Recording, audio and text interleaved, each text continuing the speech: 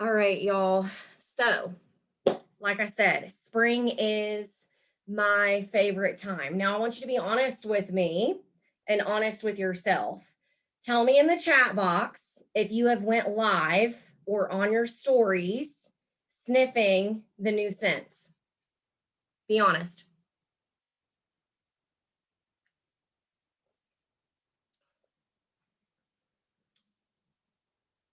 I see some people saying yes.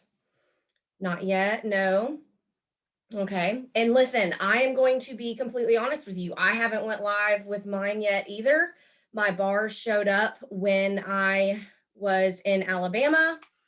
Um, I asked who has went live with the new scents. Okay. So even if you don't have the actual bars, if you have the testers, um, use your testers. Okay.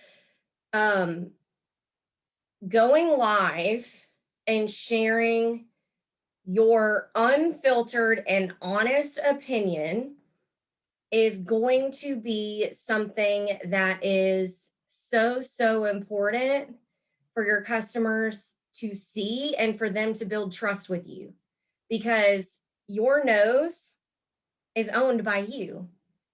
You aren't going to like every single scent. You aren't going to be a fan of every single one. Trust and believe that's okay. Your job isn't to pretend that you love every single scent. Your job is to give an honest review. Now, I can smell a scent and say, I don't like vanilla, but the people that like vanilla will like this scent. Or I can pick out a customer that I know will really like it because I've learned the type of scents that they like. Your customers are going to trust you and value your opinion if you tell them what you honestly think.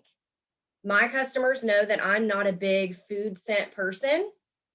So food scents are not going to be something that I'm going to pick, but they will say, or they can say, find me one that maybe smells like cinnamon rolls or whatever. You need to be familiar with those scents. So if you have not gone live with your testers or with the bars, this is your challenge to do so. And I'm going to suggest that even if you haven't went, you don't just have to do the brand new scents. If you're new to Scentsy, maybe you weren't here last spring, go through some of those scents as well. Like, you don't have to sit there and go through all 80. You want to make it engaging and you want your people to actually like talk to you. But one of the biggest things about this business is that your supporters need to know that you're going to be honest with them and you're not just trying to make some money. And they're not going to believe you if you just say every scent is fabulous, because let's be honest, not every scent is fabulous. And that's okay. Okay. So that is the first thing that I wanted to really ask you about, because it is 2021. If you are not putting your face on video on social media, you got to get it together. And I'm not saying that to be ugly at the beginning of the month in February, but those are the types of things that people are looking for. They don't want to see everything else that's going on. They want to see your real reaction. Okay. I know it's scary. I know it's not fun. I know you're like, well, what if nobody shows up? What if I don't get a lot of engagement? Well, if I let that stop me, we wouldn't be here today, because you've got to start somewhere. And the very first time I started doing lives with my husband blindfolded while he sniffed the scents, not that many people showed up for it. But you know what happened? He got made fun of at work the next day and everybody talked about it. And now everybody looks forward to me and Chase doing the blindfolded sniff session, whether they're a consultant or not, because he gets on there and we talk mess to each other and it's entertaining. And they know that both of us are going to be honest about the type of scent. So that is your first challenge. Okay. Now, tonight we are going to talk all about customer follow-up and customer service. That is the lifeline of your business. It is so much easier for you to take care of the customers that you have right now than it is for you to go and find 10 more. Okay. But this is the thing. You do not own your customers. They can buy from anyone, and they will buy from someone who is treating them better than you are, period. Doesn't matter if it's your mama or your cousin that's selling. If Joe Blow down the street is treating them better and making sure they're taken care of, that's who they're going to support. Because at the end of the day, we live in a world where there's a lot of ugly people and people don't care. And we need to be the anomaly, and we need to let our light shine. And we all know that Scentssy's different, but we have to make sure that we're treating our customers like that. So you should treat every single customer like they are your only customer. If you treat them like gold, they are going to continue to come back to you. Now, that doesn't mean you have to give away a million things. Follow up and customer service doesn't mean freebies.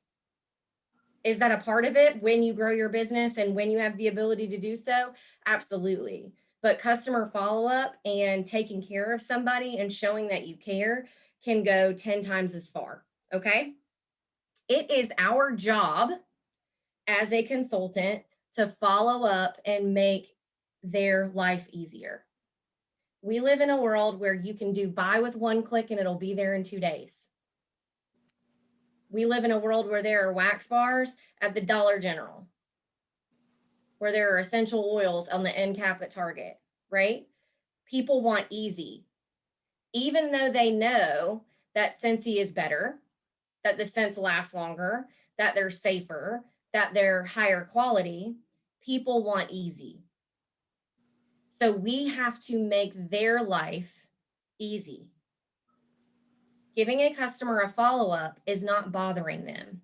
That is doing the right thing. Just because you are following up with a customer doesn't mean you're asking for another sale. That is not customer follow-up. If that is the only time you're reaching out to your customers and they're not repeatedly buying from you, that's why.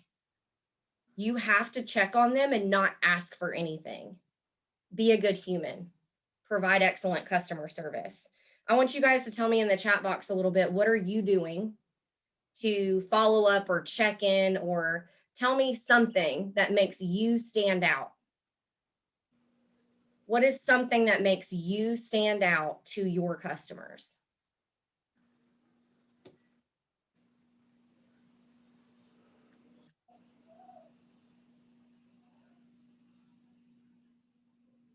Anybody? Okay, Alyssa said that her kids sign every thank you. I love that. Fiona said communication, good. Sandy said VIP page, AMI, and email, good. Does anybody have anything that like stands out for your customer service? Something that you do, that you always do, that could be like a signature for you when you're packaging orders, when you're doing anything? I know specifically Jen Gray, who's on our team, she really enjoys like bagging everything up really cute and doing name tags. And she has really pretty handwriting. So that's something that has always stood out to me for her. Business cards and confetti, Starburst candy, good. Okay, so this is what I want you to think about. I want you to think about what is going to make you stand out above, let's say, your next door neighbor sells Scentsy. What is going to make you stand out? Why are they going to want to choose you? You don't have to give away all of the things, but I want you to think of something that can make you you.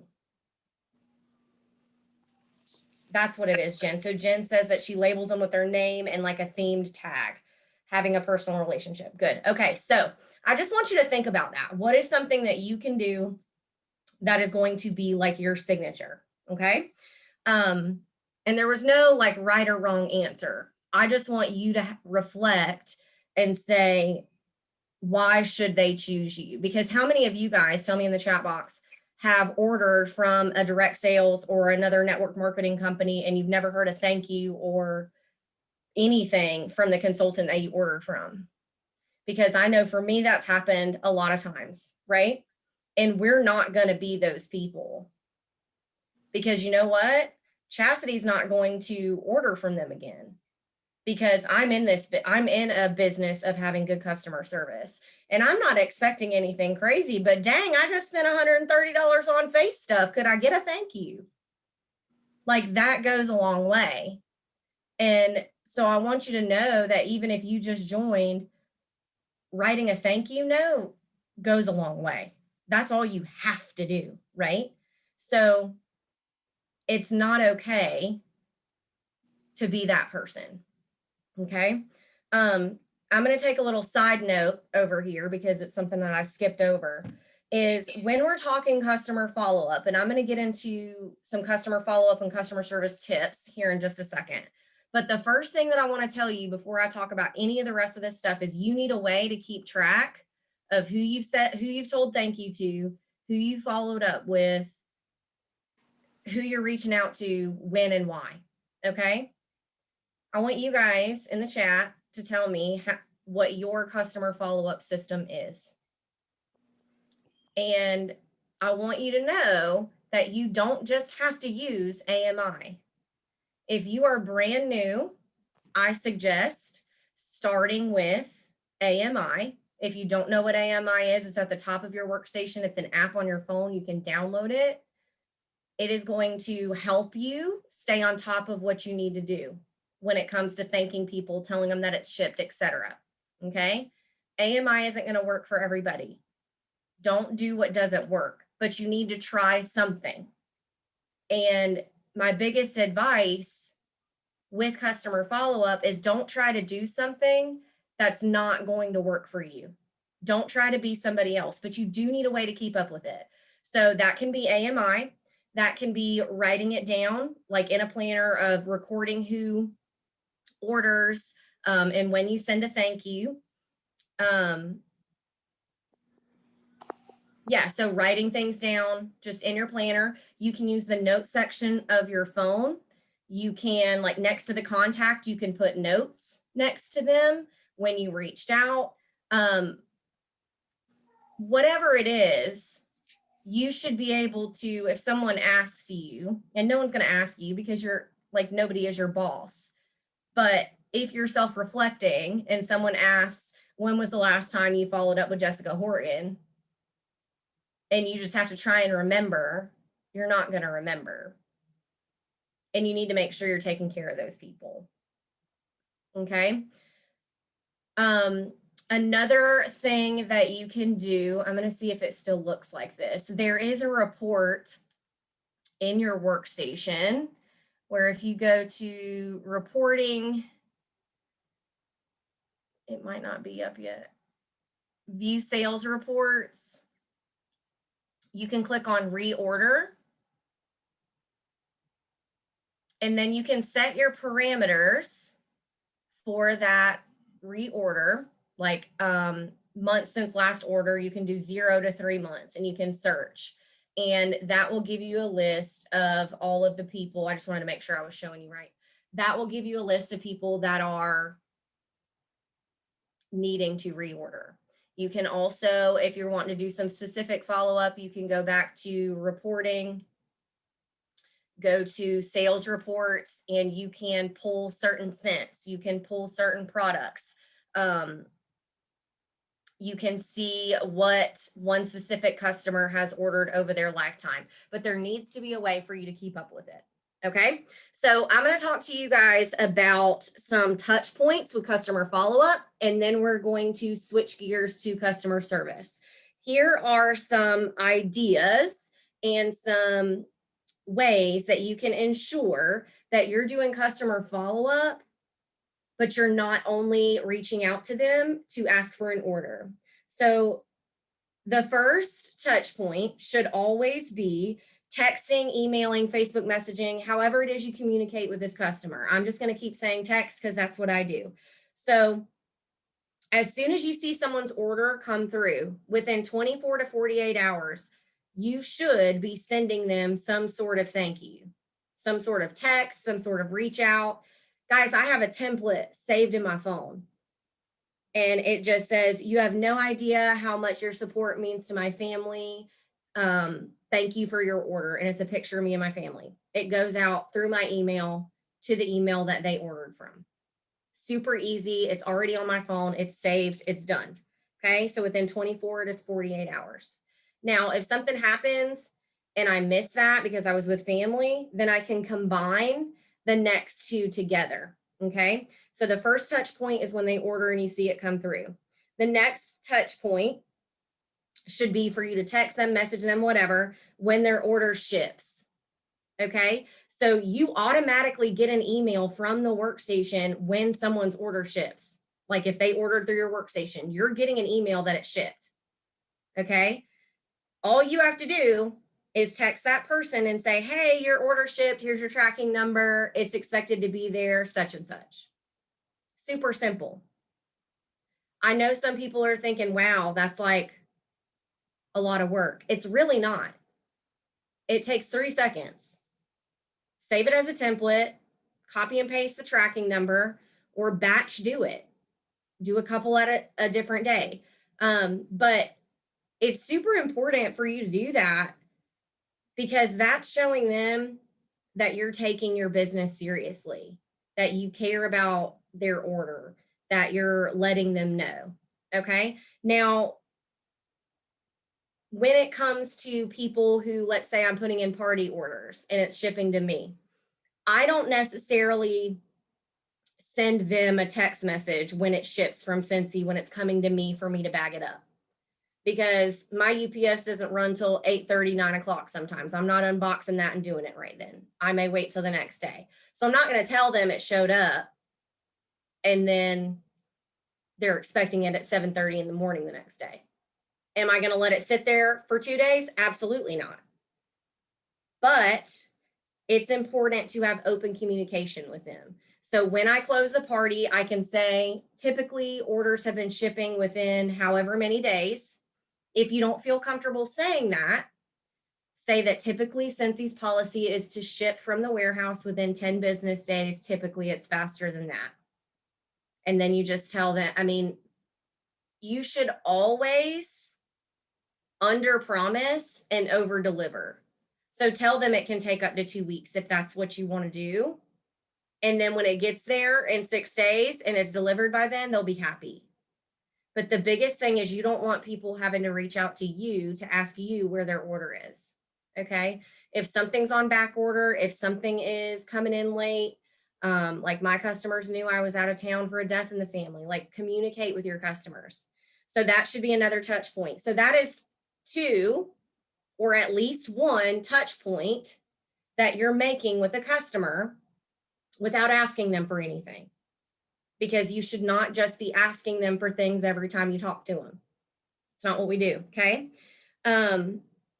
Now, after their order arrives, whether that means I'm dropping it off on their porch, which I always tell them, or I ask them if that's okay. Don't just go dropping stuff off on people's porches if you're not sure that's okay with them. Or if it ships to them, I give them a couple days. Okay. Not everybody is like us and rips open their Scentsy packages the second they get in the door. If they do that, they need to join. Okay. Some people will leave boxes there until they have a minute, right? So give them a couple days. After a couple days, reach out and just say something simple like, "I just want to be sure that everything got to you okay and that you love it." Make it sound like you. Just want to make sure that everything arrived, nothing was broken. Do you like your scents? I like to end it with a question because then that puts the ball in their court.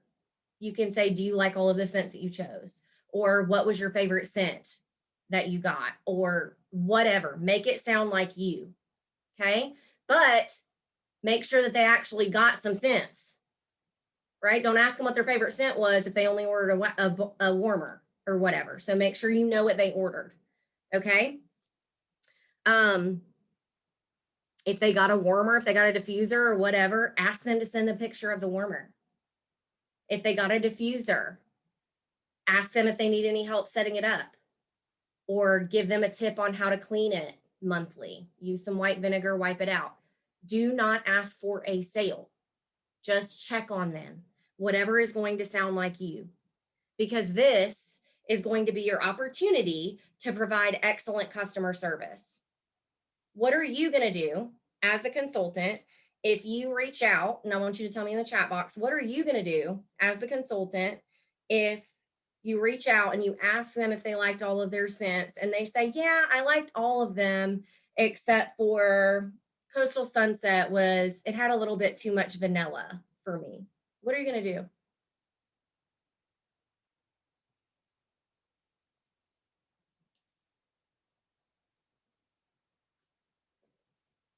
Good. So I see people saying offer a swap. Now, I always do this with something that I have on hand if it's a bar that's not used. For a good customer, I may take a bar back that had a cube missing or whatever. But for the most part, my people know, and I tell that to my people when they're like brand new customers. I'll say, if you ever don't like a scent and you open it and you just don't like it, let me know and I can switch it out for you with something that I have on hand. That is an opportunity to provide excellent customer service because most people that you know, unless it's someone you're just really close with or your mama or whoever, they're not going to reach out to you and say, I hate that bar. I'm never going to warm it. I just wasted my money.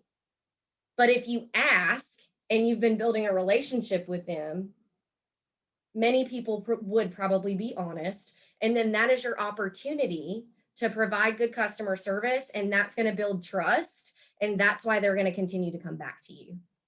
Okay. If you don't ask that, they may be sitting there with a 6-pack of bars that they hate. Now, I'm not going to switch out all 6 bars. They need to do a better job of picking or offer them a bag of testers to take and smell, but provide excellent customer service. Okay. And then after that, I would say 6 to 8 weeks. That's up to you. Now, that doesn't mean you need to go ghost for 6 to 8 weeks. But that is something, the way that I just explained those touch points, that is providing good customer service right after a customer orders. You need to be talking to them. Okay. Does anybody have any questions about that kind of stuff? Just the customer follow-up stuff. As you're building these relationships, as you're talking to people, you're going to find out what scents they like, what scents they don't like. Guys, put it in the notes section of your phone. So-and-so hates vanilla. So I know if I'm sending out freebies, I really don't want to send her a freebie that has vanilla in it, right?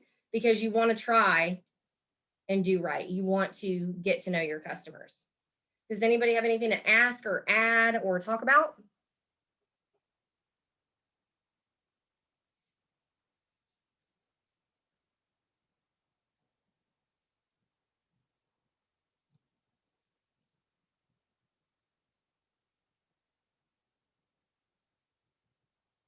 Okay, so Kayla said, do you just text them from the start or do you ask if you can text? It just depends on like if we were already texting or I just go with the form of communication that we were already doing. Sometimes I've tried to text a number and it's like a home phone and it'll kick it back and it'll tell you that, like it'll say it was a landline or whatever. If it's somebody that I don't know that well, maybe they were a referral, I'll email them, is what I do for somebody that I'm not super familiar with. Now, the reason why I try my best to pull everything off of social media, because what if Facebook disappears tomorrow? You need a way, a line of communication. I leave Facebook Messenger open as I'm building relationships with people. And of course, like if that's how they prefer to communicate, that's what I'm going to do. But I try my best to pull it off and either use email or text because social media could disappear. I could lose my Facebook. They could lose theirs. Like think about the people that deactivate and reactivate their Facebooks and Instagrams and all that. That is a personal preference for you. That's all I can really say about that. You'll learn how people, yeah, you can ask them how they want to be contacted. Jen also said she asks them what they don't like about a scent. Like, is it too sweet? Is it spicy? Is the scent at the beginning okay, but then the after smell isn't? And then you can give suggestions from there. Okay. Thank you for that question, though. I think that was a good point. Social media is run by people who can control it all, right? So you don't want to just rely on that form of communication, because if it goes away tomorrow, people are still going to have their phones and a phone number. So that's kind of why I try and do it that way. Okay. So we're going to talk about some top 10 customer service practices. Number one is follow-up. We've already talked about that. I'm not going to continue to talk about that. I have beat that dead horse. Okay. Follow-up is your number one tip. Tip number two is thank you cards. I have thank you cards that have my picture on them and my family on them. You don't have to do that. But even though I have those cards, I'm still writing a handwritten thank you note. So I have ones that have my picture on it. I have ones that have my family on it. And then I also just have regular cards from Michael's. It doesn't matter. It can be a Post-it note. It can be cutting these in half. People get real frugal. You don't have to use an envelope. You can literally go to Dollar Tree and get an 8-pack of plain cards or like brown craft paper and cut them in half. And that gives you double the money, right? So, or double the amount. You need a thank you card, but you need to make it personal. You need to write their name. You need to sign your name. And by doing that, you're showing them that they matter.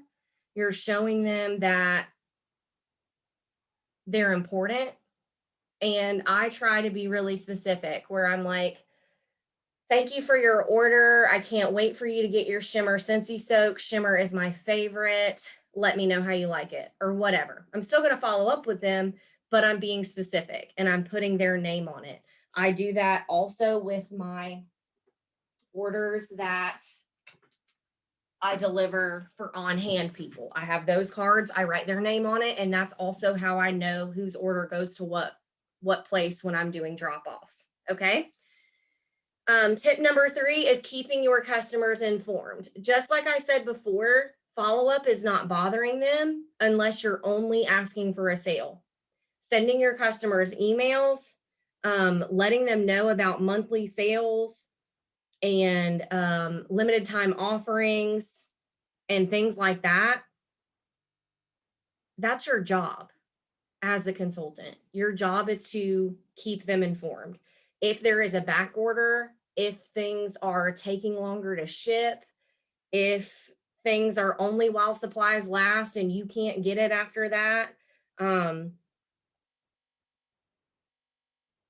those things are important, because just because you posted on Facebook once that the new spring catalog launched yesterday, you're thinking that everybody and their mama knows that. No, they don't. The catalog used to launch in March. This is the change for us. And just because you posted it, that doesn't mean somebody saw it. There are people that don't get on social media for days, and social media is not the way to run your business. That is a way to stay relevant. It is a way to post and like meet the needs of a lot of people quickly, but it's not the only way. Some other ways that you can get information out is a VIP group. Don't do a VIP group if you're not going to keep up with it. Otherwise, it's just like a burden. If you're going to do it well. Email. You need to be getting everybody's email. You need to be getting everybody's phone number. You are doing yourself a huge disservice if you are not putting every single person's phone number and email into your workstation. Social media can go away. Put it in your phone, put it in your workstation. And honestly, I hate our workstation's email. I have been researching and trying to decide what program I want to start using. I just haven't done it yet. And I just think it's really important for you to keep up with all of your contacts in a place that's safe, in a place that's not going to disappear. Okay. Text message subscription services. There's things like Visly, where it is, you can send out texts, Project Broadcast, where you can send out text, Hit 'em Up, where you can send out text. There are lots of different things. And then Facebook messaging. You don't have to make the cutest flyer. You don't have to make it fancy.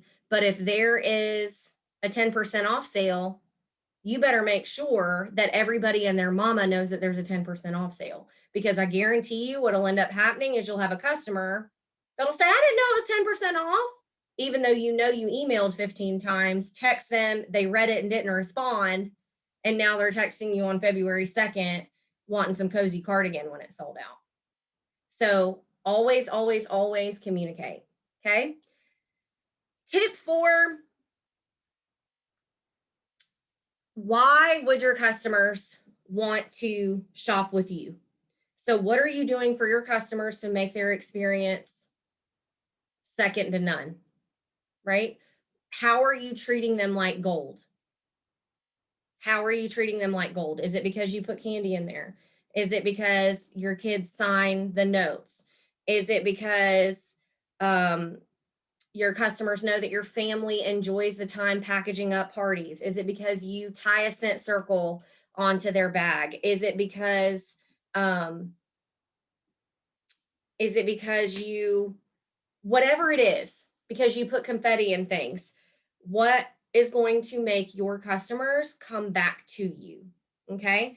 And in saying that, word of mouth and taking care of your current customers is going to be vital. Like I said at the beginning of this call, it's so much easier for you to take care of your own customers than it is to find new ones.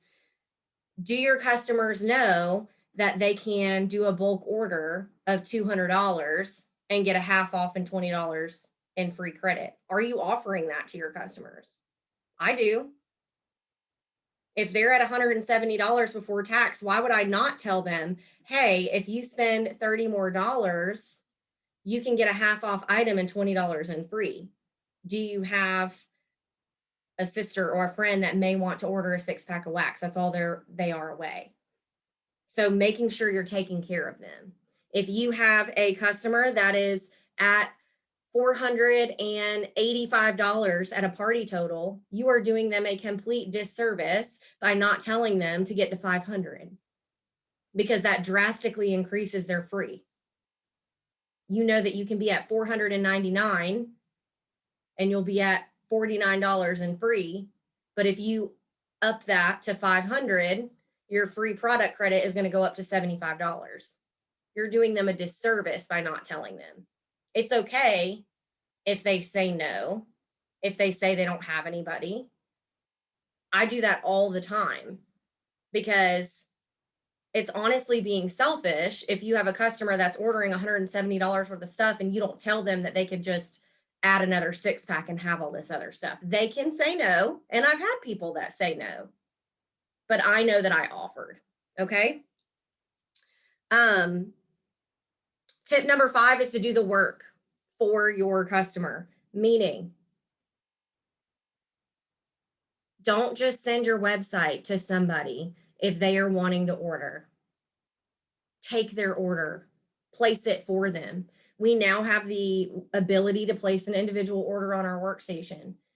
I very rarely ever send my link to someone for them to just order. Why? Because most of the time it doesn't go under a party. Most of the time they don't do the bundle and saves the way that they're supposed to. Most of the time they miss out on stuff. And I think it's super important for you to offer them a way to bundle and save. You can't help them save money if you don't even know what they're wanting. How many times have we had customers buy 6 bars on our website and the website doesn't bundle it for them? And then I feel bad because they saw buy 5, get 1 free, and they for sure paid for it because it didn't go in the right way. If you have a customer that is comfortable sharing payment information or giving you an electronic form of payment, always, always, always place the order for them. Because how many of us have been in the middle of ordering something online and your kids interrupt you and you never go back and order it, or it's days before you finally finish and check out? Our job as the consultant is to make their life easy. Okay. Um, if they don't want to let you place the order, then make sure you give them some instructions on how to bundle and save. But I always like to take their order for them. Be available for them if they ask questions. If they ask you a question that you don't know the answer to, don't feel bad saying that you don't know. You don't have to know everything, but you can say that you'll find out, but don't just ignore them. Um, if they need to contact support, that's your job as a consultant. If you want to have good customer service, your job is to contact consultant support. Whether that means chatting them, whether that means calling them, whatever it is, that is your job, because you are going to be the one that has all of the necessary information. You are going to be the one that has access to the order number, the email, the shipping. You need to take care of those things for them. Okay. Let them know when their items have shipped. Make sure that you are being upfront with your customers about if you do porch drop offs or if you do like meetups once a week. So I know my friend Stacy, she does meetups and drop offs on Tuesdays. That's the only day she does it because that's when she has to go to town with her kids. Her customers know that. They can meet her at the gym or wherever it is she goes after they go to tumbling, but she's communicated that with her customers. You don't have to be a slave to your customers, but you do need to have open communication. My customers know most of the time I'm going to drop it off on your porch during the day when I don't have my kids, or you can come pick it up off my porch as soon as I have it bagged up and ready for you. Otherwise, we'll meet up. So the people that live out of state, that is where I do customer mail and mail outs, stuff like that. Does that is that what you mean? So somebody asked about Gmail exporting your contacts into Excel and copy and paste them at once to email outside of the workstation. Yes, that is a way. So I use Gmail as well. You can actually create contact lists. So you could create your VIP customers, your frontline for your team. Jennifer, I do use my personal cell for customers. I have used the tech service Project Broadcast. I was trying it out to see how I liked it. It just wasn't my favorite. Haley, for people that are out of state, like I just said, I do customer mail for people that pay shipping, and I can go into that a little bit more later. The next tip for excellent customer service is to ask them for referrals. And I know what you're thinking, like, why would that be part of customer service? Well, if you're providing good customer service, then your customers are going to want to refer you, right? And a referral is the biggest compliment that someone can give you.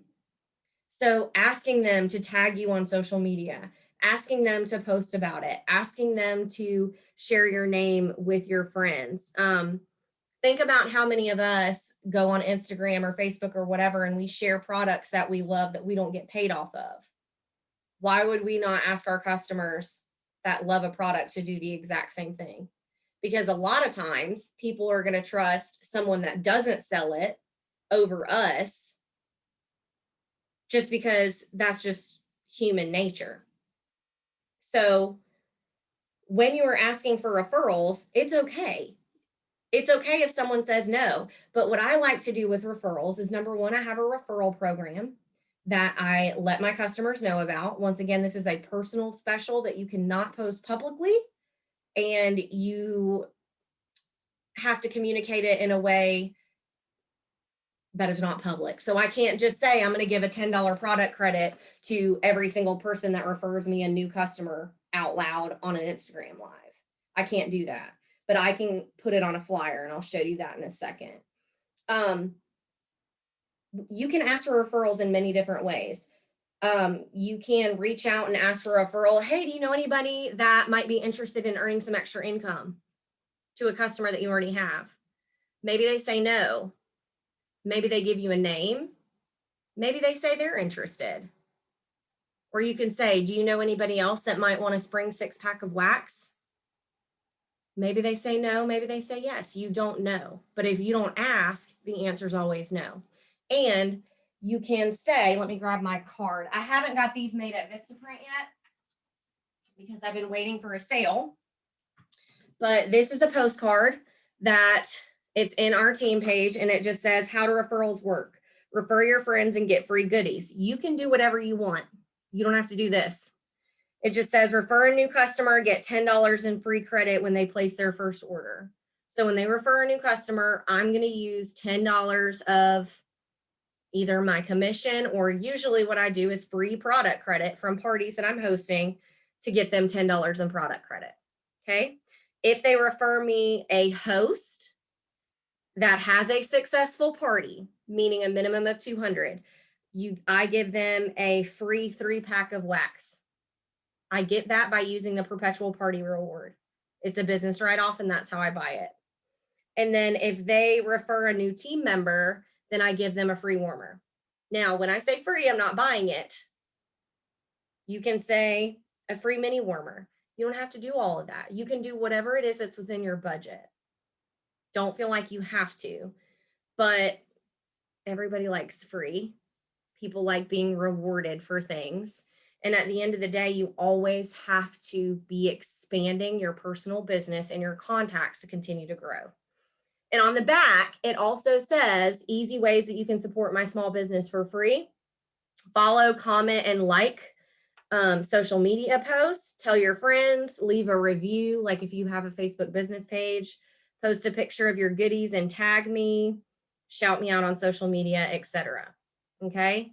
Referrals are gold. Okay.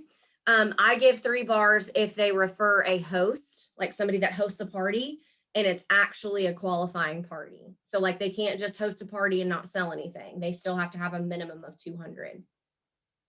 Okay. And I'm very upfront with that. And you can even say to them when you ask for a referral, hey, if you refer me a new customer, then you're going to get $10 in free product credit when they order. Let people know that. They don't know if you don't tell them. You don't have to give $10 in product credit. Give them $5. Give them a free scent circle. Give them something that you got for free, a free scent of the month bar. It doesn't matter. But you have to expand your customer base and do it intentionally every single month. Tip 7 is having a positive attitude. How many of you guys have ever been upset by something that Cincy has made a decision on? How many of you guys have ever been upset because something sells out too quickly? How many of you guys have ever been upset by a back order, or by things taking too long, or by a warmer being messed up? Nobody's talking to me. That makes me sad. Right?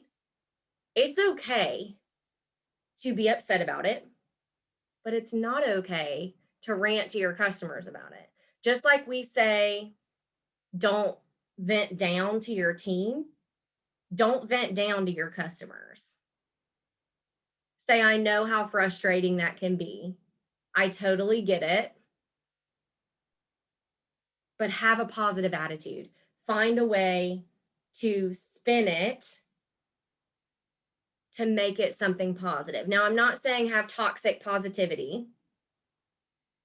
You can absolutely validate their feelings, but being positive, having patience, and communicating with them and showing how much you love your company and how much you believe in this company is going to go a long way. But if you're trash talking because the child sold out too fast, or whatever else it was that has sold out so quickly, if you badmouth our company for not having the amount of product that we needed, they're not going to want to keep coming back if you are the consultant and badmouthing them.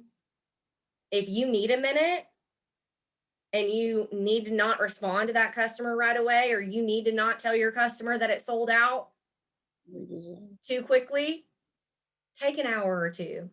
Don't take days with somebody's money. You need to refund it if you didn't get what they needed or whatever, but you don't have to respond right away.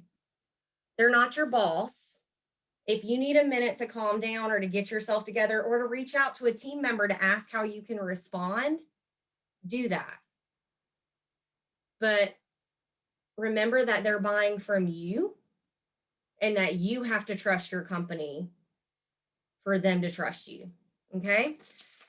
Tip 8 is to have clear communication. I've talked about this before. Make sure you're always under promise and over deliver. Tell them what our expectations are and what our standards are for shipping, for returns, for exchanges, for all of the different things. The biggest thing that people mess up on is that they don't communicate things that they think they may have like a negative impact on.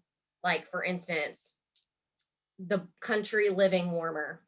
I have been trying to get that daggum barn since middle of January. And every time they put a date on it, it keeps getting pushed back. So I could not tell this customer that I couldn't get the barn, or I could pretend that I got it, or just not talk about it, or just hope they forget, even though they want it, right? But if I communicate with them and say, hey, there's still a back order situation, this is what's going on, I reached out on such and such date, this is the update. Always have open communication and be honest. And I know this sounds silly, but I want you to think about how you would explain whatever situation you're trying to explain to a first grader. And I know that sounds silly, but they don't understand all of the ins and outs. People don't understand that things with COVID are still making why we had essential oils that were out. They don't know where we source our oils from. They don't know that they were being imported and that certain essential oils can only be stored at a certain temperature. And Scentsy only had a small amount of warehouse space that could do that. And that's why we didn't have back stock in it. They don't know those things. But if you can explain it to them, that's going to make things at least a little bit easier. And I'm going to be honest with you. You're going to have a customer that goes crazy. You're going to have a customer that's mean. You're going to have a customer that's negative. And you can bless and release it because you don't need their money. And there will always be somebody else that's going to come around. There are people being born every single day. There is no scarcity in customers. There is no scarcity in this business. Everybody has noses. Everybody wants their houses to smell good. And if somebody's going to be ugly to you, they're not your people. And if you haven't had it happen to you yet, I hope that it never does, but you need to be prepared for when it does. Because I've had a not so great or stable person like try to turn me into Scentsy, say I stole her money, call UPS and report it stolen, even though it was on her front porch and you could see the video doorbell footage from UPS. Like, it was a whole situation. And you know what? I don't need her crazy. And I don't need her money. And I just refused to let her be my customer anymore. And you know what's really sad is that that same person went to a different consultant that's not on my team, but within a larger group team, and started buying from them and ended up doing something very similar. So she was doing some shady stuff. And if you don't feel good about it, don't do it. But make sure you're communicating with your customers well. Tip 9 is listening. Let people vent, let people say what they need to say. Make sure that you're actually listening so you know what scents they like, what scents they don't like. Take note of it and actually care. That's one problem in 2021 is a lot of people just want to tell all about themselves, but they're not willing to listen to what other people have to say. So you need to listen to your customers and listen for cues. There are problems all throughout the world. Every day people have problems. Scentsy can be the solution for every single one of them. I promise you. Scentsy can be the solution for every problem that somebody has as long as you're looking for it. as long as you're open to it. If you can become a professional problem solver and a professional listener, you will have great customer service. Because what's going to happen when you are listening to somebody rant about their kid's baseball bag smelling so bad? Now, I'm not saying you need to go and sell them and just drop them a link. You can ask them, have you seen that you can Scentsy Fresh that? Have you seen that you can put a scent pack in it? Whatever. There's problems that you can solve as long as you're listening. And the last tip, so tip number 10 is product knowledge. If you don't have a product training guide with you at your desk, ordered, ready to go, you need one. I tell everybody that. I've been with Scentsy for 5 years. I get a product training guide every single catalog season. And every single catalog season, there are things that are added. There are things that are changed. When you go and do a live, have your product training guide with you. Talk about it. Do you think I remember that the deluxe diffuser can hold 450 milliliters of water? No. I don't remember that off the top of my head. Do you remember that, like, where we're talking about essential and natural oils in here? This should be something that's near you. It's not crazy for you to have this. If you need to know how long a fragrance flower lasts, it's in your product training guide. If you need to know how tall a buddy clip is, it's in your product training guide. If you need to know what you can do to clean your bitty buddy, I think Marley stole mine. It wipes clean with a damp cloth. It's in your product training guide. It's not just common knowledge, but you need to know those things. If someone asks you about how many loads of laundry can you do with laundry liquid, it's in your product training guide. I don't remember. I don't. But you know what I do? When I can't figure it out or when I don't know off the top of my head, I have it right here at my desk. Or I go to the workstation on my phone if I'm not at home, and I go to the product training guide, because questions like that are almost always answered there. Product knowledge is key. And if you don't know, you can tell them, I don't know the answer to that. Let me go and find out. That's okay. That's good customer service. Okay? Does anybody have any questions or anything like that you want to add or ask, or anything about customer service?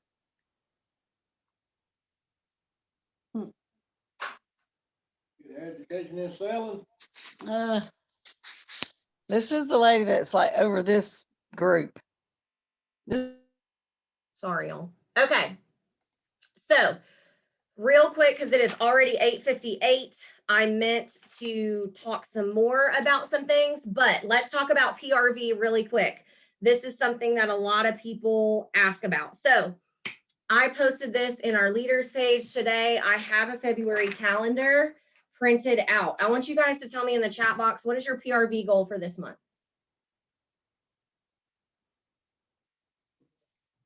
What is your PRV goal for this month? I don't know why my ears are so red.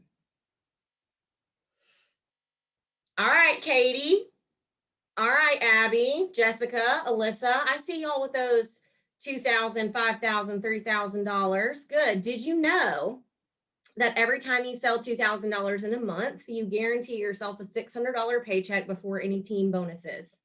Every month you can sell $2,000.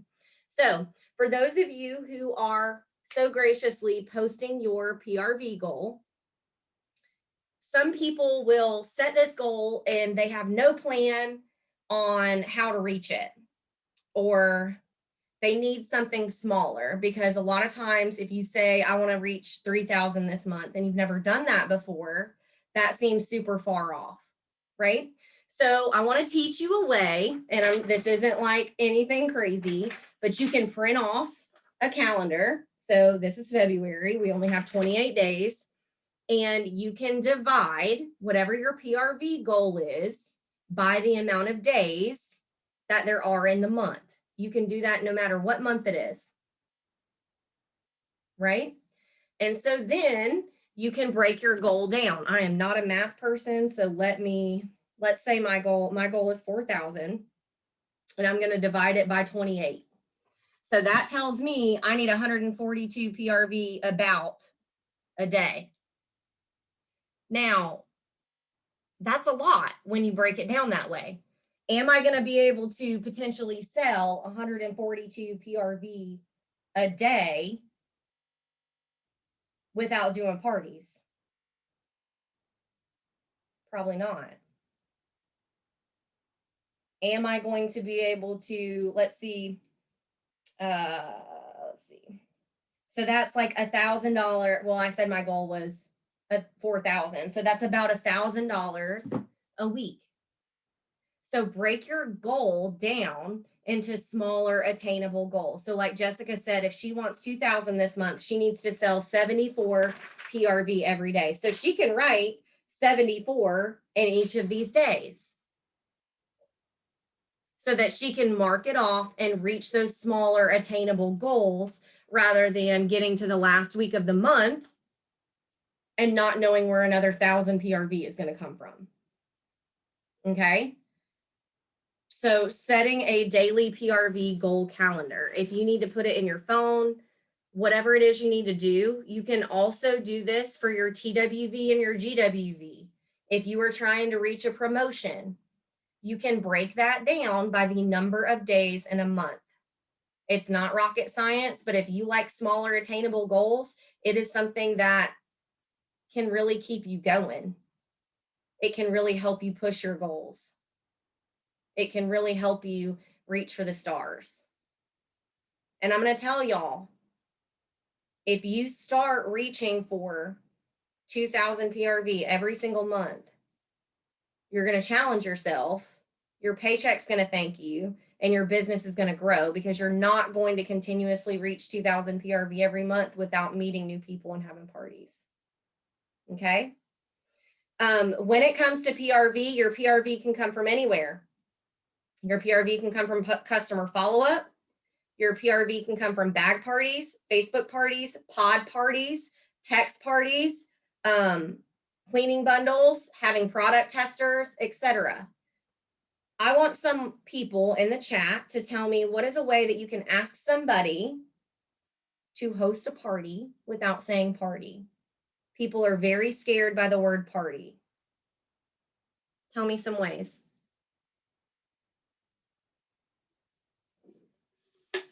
And then I'm going to get off of here and I'm going to do a video tomorrow about my bag parties and things like that. A personal shopping link. If you don't know what that is, guys, that is a way for your customers to shop from a personal shopping link. That means you give them their own link and they have 90 days for 90 days to earn 200 or more. But after 90 days, it goes away. Amber said, how would you like to earn some free Scentsy? Absolutely. Okay. I talked about this last week or last month on our leadership call. 4 ways to order. If somebody says they want to order the Bless This Home Warmer, you can say, okay, that's great. There are 4 ways that you can order. You always lead with joining and buying from yourself. You can join and get paid back on that warmer. Okay. You can host a party and get that warmer for free or half off. And like I said, you're not just going to say host a party because people don't want to say that. You can say babysit my testers. You can say borrow my bag. There are tons of different ways that you can say it. And I'll talk about that a little bit more when I do my other live. You can say, so the first way to order is to join and buy from yourself. The second way to order is to host a party and get it for free or half off. The third way to order would technically be Scentsy Club, but you can't order a warmer on Scentsy Club. So that wasn't a very good example, but could have said 3 ways to order. And then the last way to order is to pay full price. Okay. But you have to offer that. You have to offer it. Okay. You can do cleaning bundle product tester parties. I said I wasn't going to talk about this, but I have like a thing right here that has the testers from all of the cleaning line except for Fiesta Lime. I'm waiting for my Fiesta Lime stuff to come in that I ordered on the 1st. And this, they're going to borrow my cleaning products and they're going to gather orders from their friends.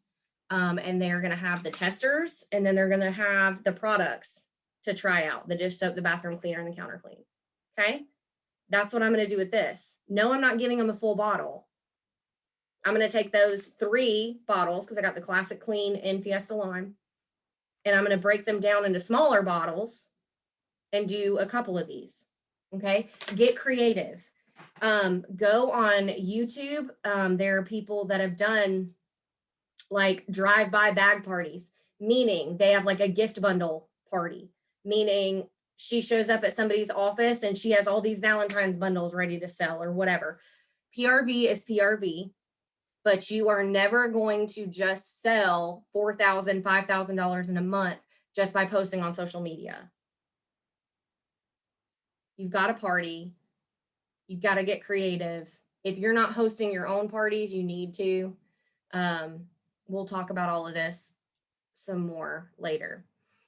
All right. And how I want to end this call tonight, because I typically try to cut them off right at an hour, is I want you to know this. Everything that you do now is going to pay off in 90 days. Everything that you do now is going to pay off in 90 days. So that means if you post twice and get discouraged because nobody orders and you stop, your business dies. Or you post consistently, you reach out consistently, you build relationships consistently, you do these things over and over. It's called the compound effect. Eventually, those things are going to pay off. It's those little activities that you do every single day that you feel like aren't moving the needle, that you feel like aren't getting you anywhere. Doing those income producing, meaningful activities over and over and over are going to bring you the results, but you have to stick with it. Because nothing matters if you don't do it consistently. If you only post about Scentsy at the first of the month or at the end of the month, if you only ask for orders when it's the end of the month and you need to meet PRV, if you're only sharing Scentsy on Fridays because you think that's when your friends get paid, that's your people are going to know that. If you're only sharing flyers, if you're not sharing how you're using the product, do it daily, do it consistently. I've been spraying my bed and making my bed with Scentsy Fresh for months now. And it took a long time. It took about, I'll say about 90 days for people to finally start like saying, hey, what is that you're spraying on your bed every day? Even though I definitely say it and show it and talk about it. It took consistency and continuing to do it. You can't stop doing it once it starts working. That means you keep doing it. Consistency compounds. You have to keep doing those actions. Okay? And I want you to be honest with me, and I want you to be honest with yourself. Just tell me yes or no.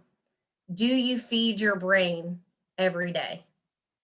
Meaning, do you listen to training every day or listen to a podcast every day or write down something that you're grateful for every day? Are you feeding your brain and your spirit? That doesn't mean that feeding your brain every day, that doesn't mean you have to listen to a Scentsy training. That's not what I mean. It means feeding your brain with positivity. Whether that's listening to a sermon, whether that's reading your devotional, whether that's listening to a podcast. What does that look like to you?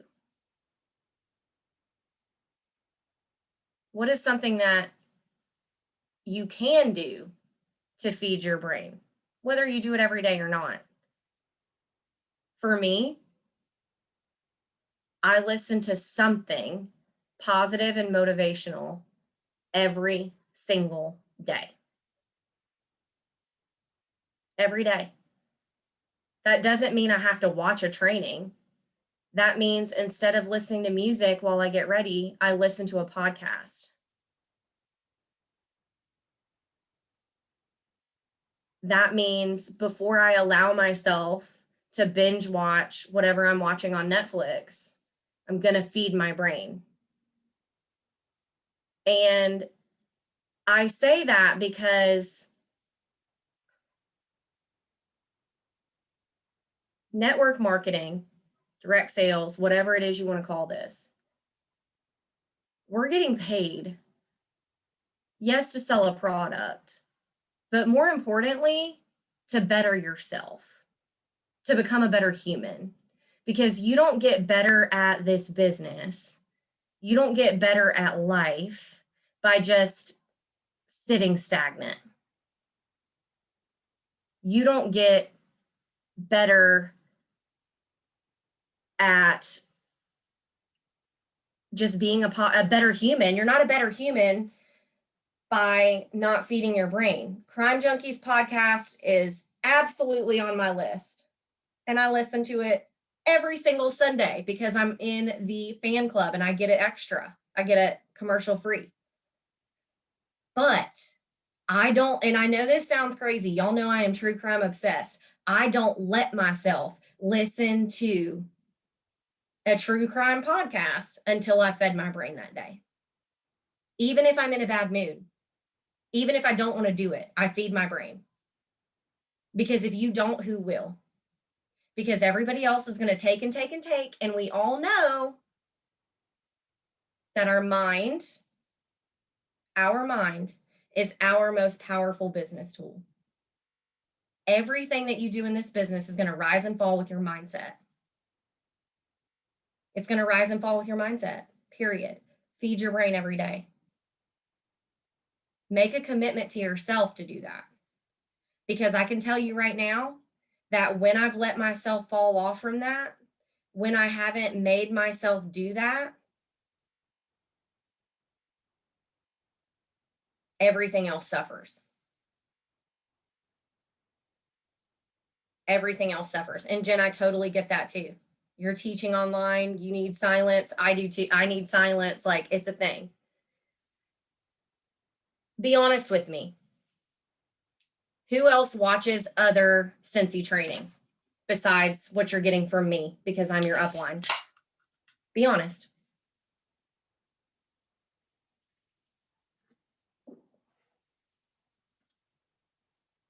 Okay. Good. I see that other people are. Good. Good. Drop some names. Who do you like to watch?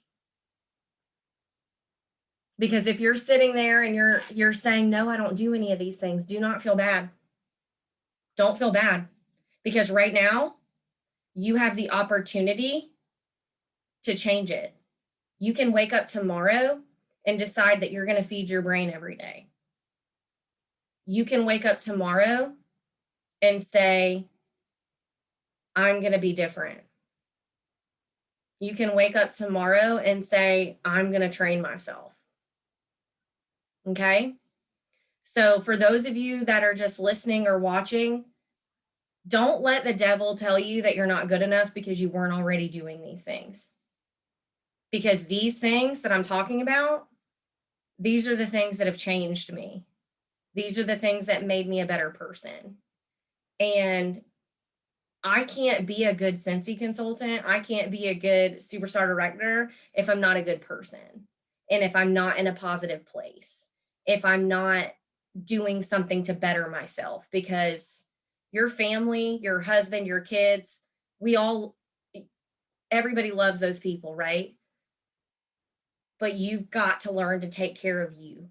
And self-care with your brain is something that is so far overlooked. That also includes moving your body and getting exercise and all of that. But make a commitment to yourself to be a better human. And guys, I'm going to be honest. The way that I got to where I am today, yes, I had Chloe, and yes, I have an amazing upline, but I got to where I am by being hungry, by never letting a day during the week, because I take the weekends off for the most part, go by that I don't challenge myself to learn something.